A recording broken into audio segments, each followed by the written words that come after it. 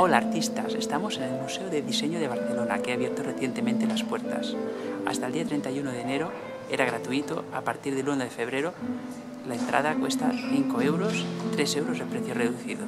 Hoy vamos a hacer un repaso a sus exposiciones más interesantes.